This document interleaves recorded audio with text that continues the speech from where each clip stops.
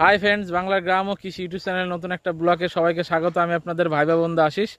বন্ধুরা, আজকে ফেব্রুয়ারি মাসের 10 তারিখ, আর আজকে আমি বেগুন রোপণ করছি, বেগুনের চারা বসাচ্ছি, প্লান্টেশন হচ্ছে। তো এই বিষয়ে আজকে কথা বলবো কিভাবে আমি এই সময় ভাইরাসকে মোকাবেলা করে বেগুনটা চাষ করছি। তো মূল ভিডিওতে যাওয়ার আগে বলি, ভিডিওটা যদি ভালো লাগে তাহলে অবশ্যই লাইক করবেন, শেয়ার করবেন, সমস্ত চাষি ভাইদের মধ্যে ছড়িয়ে দেবেন এবং চ্যানেলটা সাবস্ক্রাইব না করে থাকলে অবশ্যই সাবস্ক্রাইব করবেন। আর একটা বিষয় বন্ধুরা, যদি আপনাদের কৃষিকার্যে ব্যবহৃত বিভিন্ন ধরনের ওষুধপত্র দরকার পড়ে তাহলে অবশ্যই যোগাযোগ করবেন আনন্দ কৃষি উদ্যোগ, বেথডরি নদিয়া, স্ক্রিনে দেওয়া নম্বরে অবশ্যই যোগাযোগ করবেন। তো চলুন যাওয়া যাক মূল ভিডিওতে। মূলত গরমের বেগুন অনেকেই এর আগে অনেক আগেই রোপণ করে দিয়েছেন, তাদের গাছ বড় হয়ে গেছে, কিন্তু আমি প্রতি বছরই একটু লেট করেই বেগুনটা রোপণ করি। আর এই টাইমে সাধারণত আমি চক্র 422-এর বীজ রোপণ করতাম, তবে এই বছর একটু অন্য কিছু করছি। এই বছর আমি ভিএনআরের রমি আর একটা লোকাল জাত যেটা গরমের সময় হয়, সেই লোকাল জাত অ্যাকচুয়ালি কি নাম নেই, এই দুটো জাত লাগাচ্ছে। এইবার দুটো জাত আমি লাগাচ্ছি এই কারণেই, টেস্টিং করার জন্য যে আমাদের এই দিকে এই জাতগুলো কেমন হয়। তো যদি কেমন হয় আপনাদের জানাবো, এবং পরবর্তীতে তো এই জমি থেকে আমি রেগুলার ভিডিও দিতে থাকবো, বিভিন্ন রকমভাবে বেগুনের পরিচর্যা থেকে সব শুরু করে সমস্ত কিছু।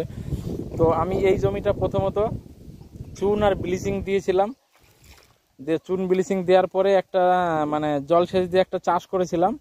তারপরে আবার আমি এই জমিতে ট্রাইকোডার্মা ভ্যারাইটি, সিউডোমোনাস এবং প্যান্থার ভিসি, এই তিনটে জিনিস গোবরের সাথে মিশিয়ে দিয়ে আবার আমি দিয়েছিলাম, দিয়ে তারপরে ভালোভাবে চাষ করে তারপরে জল দিয়ে দিয়েছিলাম। আবার সেই জলের পরবর্তীতে জমি শুকানোর পরে আবার আমি নতুন করে চাষ করার পরে আবার আজকে ফেব্রুয়ারি মাসের 10 তারিখ, এই 10 তারিখে আমি জমিটা রেডি করে এই বেগুনের চারাগুলো বসাচ্ছি।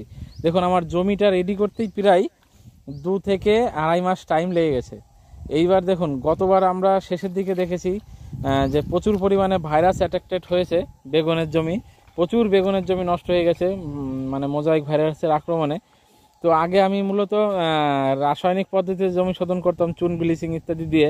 তো এইবার আমি চুন ব্লিচিংয়ের সাথেও ট্রাইকোডার্মা ভ্যারাইটি, সিউডোমোনাস এগুলো দিয়েও জমিটা শোধন করেছি। এবার দুটো শোধনের মাঝখানে মোটামুটি 15 দিন থেকে 1 মাস গ্যাপ রাখলে ভালো হয়। বেগুন চাষে লাভবান হতে গেলে আপনাকে বেগুন গাছটাকে মানুষ করে তার থেকে আপনাকে বেগুনটা তুলতে হবে। এবার আমি ধরুন আপনি বেগুনটা লাগালেন তাড়াহুড়া করে, তারপরে বেগুনটা তুলতে পারলেন না, মাঝ রাস্তায় বেগুন চাষটা ছেড়ে দিতে হলো। গতবার আমি দেখেছি শেষের দিকে প্রচুর চাষি যারা মাঝ রাস্তায় বেগুন ছেড়ে দিয়েছে। তো সেরকম মাঝ রাস্তায় বেগুন ছেড়ে দিয়ে তো কোনো লাভ হবে না, মূলত অনেক টাকা খরচ যাবে আর কাজের কাজ কিছুই হবে না। এই জন্যই আমি একটু টাইম নিয়ে জমিটা শোধন করতে বলি, যে সবাই একটু টাইম নিয়ে জমিটা শোধন করবেন। আর বেগুন লাগানোর পদ্ধতিটা দেখুন, আমাদের এখানে এইভাবেই আমরা জলের মধ্যে থেকে লাগাই, ছোটোবেলা থেকে এইভাবেই দেখে এসেছি। বিভিন্ন জায়গার মাটির কোয়ালিটি বিভিন্ন রকমের, সেখানকার পুরনো যারা চাষি আছে তারা দেখবেন লাগানোর আলাদা আলাদা পদ্ধতি অবলম্বন করে। কে আমাদের এখানে যেরকম এভাবে জল দিয়ে তারপরে লাগাই, এতে আমাদের গাছ সমস্যা হয় না, পরবর্তীতে আর জল দিতে হয় না, 10 দিন প্রায় এরকম থেকে যাবে, আরামসে বেগুন গাছটা বেঁচে যাবে, ঠিক আছে। আর অন্য অনেক জায়গা আছে যে সমস্ত জায়গায় জল দিয়ে এরকম বেগুন গাছ মাটি শক্ত হয়ে যায়, বেগুন গাছের গোড়া পচে মারা যায়, বা বেগুন গাছগুলো ঠিকঠাক দাঁড়াতে চায় না। তো সেখানে জল না দিয়ে সেখানে লোকাল পদ্ধতিতে যেভাবে বেগুন লাগানো হয় সেভাবেই লাগাবেন। চারাগুলো রোপণ করার আগে অবশ্যই আপনারা সাপ পাউডার বা কোল্ড পাউডার আর সাথে কাটিং এড এই দুটো মিশিয়ে দিয়ে গুলে নিয়ে 1 লিটার জলে গুলে নিয়ে তারপরে বেগুনের চারার গোড়াটা মোটামুটি 10-15 মিনিট ভিজিয়ে শোধন করে নিয়ে তারপরে লাগাবেন। আর আমি আগেই একটা ভিডিওতে বলে দিয়েছিলাম যে চারা থল থেকেই আমাদেরকে ব্যবস্থা নিতে হবে কিভাবে আমরা চারাকে শোধন করব।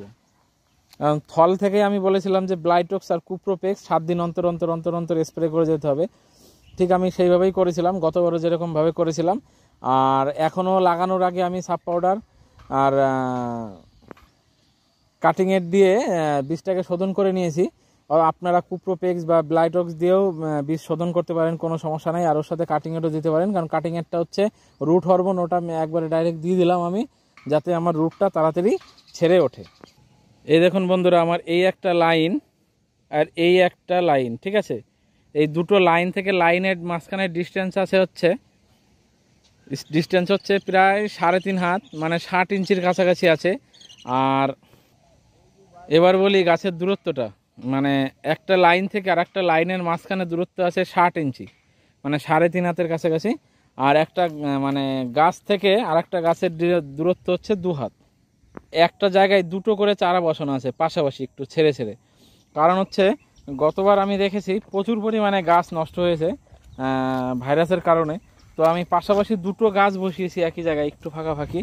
তো দুটো গাছ বসানোর একটাই উদ্দেশ্য হচ্ছে, এর মধ্যে থেকে যদি একটা গাছ চলেও যায় তাহলে আমার ওই জায়গাটা ফাঁকা হয়ে যাবে না। যেহেতু আমি লাইন থেকে লাইনের দূরত্বটা অনেকটাই বেশি দিয়েছি, তাই আমার প্রত্যেকটা তাওয়াতে, মানে যেখানে আমি গাছ লাগাচ্ছি সেখানে একটা করে গাছ থাকা বাঞ্ছনীয়। যদি প্রত্যেকটা জায়গায় গাছ না থাকে তাহলে সেই জায়গাটা ফাঁকা হয়ে যাবে। তাই এক একটা গাছ থেকে আর একটা মানে গাছের দূরত্ব 2 হাত, কিন্তু পাশাপাশি আমি দুটো করে চারা বসাচ্ছি। এই দেখুন আমি মার্কিং করার জন্য এইভাবে মানে পাটের দিয়ে আমি মার্কিং করে নিয়েছি 2 হাত পর পর। তো ওই পাটের যে মার্কিং চিহ্নটা আছে, ওই চিহ্নর দুপাশে দুটো করে চারা বসিয়ে দিচ্ছি। যদি আমার এখান থেকে একটা চারা নষ্ট হয়ে যায় তাও আমার জমিতে মানে কোনো ক্ষতি হবে না, পর্যাপ্ত পরিমাণে গাছের সংখ্যা থাকবে জমিতে।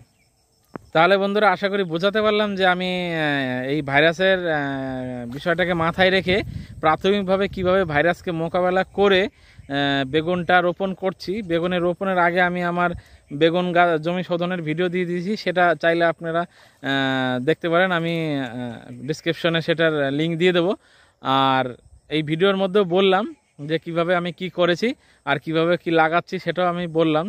তাহলে বন্ধুরা ভালো থাকবেন, সবাই সুস্থ থাকবেন, আপনারা ভালো থাকুন, আপনাদের পরিবারের সকলে সুস্থ থাকুক এই আশাই রাখি। আর ওষুধপত্র দরকার পড়লে অবশ্যই যোগাযোগ করুন আনন্দ কৃষি উদ্যোগ। জয় জওয়ান, জয় কিষাণ। বাই।